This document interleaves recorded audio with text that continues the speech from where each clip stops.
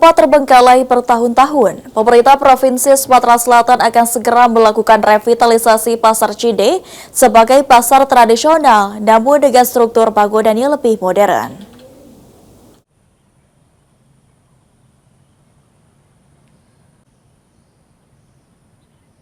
Sempat terbengkalai bertahun-tahun, pemerintah Provinsi Sumatera Selatan akan kembali merencanakan pembangunan Pasar Cinde menjadi pasar tradisional yang ada di Kota Palembang.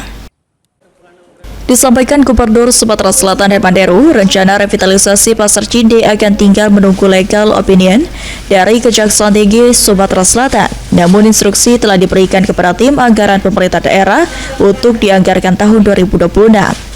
Rencana pembangunan Pasar Cinde sendiri ditargetkan selesai dalam waktu 1 tahun, dengan tetap mempertahankan Pasar Cinde sebagai pasar tradisional. Namun dengan struktur bangunan yang lebih modern, tanpa menghilangkan tiang cendawan yang menjadi warisan cagar budaya. Cinde kita hanya menunggu legal opinion aja,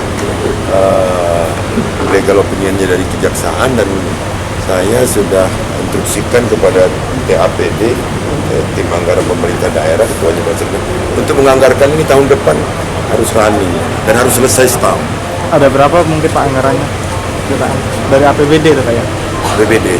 Nah, yang perlu tahu bahwa fungsinya adalah fungsi pasar tradisional, tapi modern bangunannya. Tapi ini fungsinya tetap pasar tradisional, jangan hilangkan marwah itu.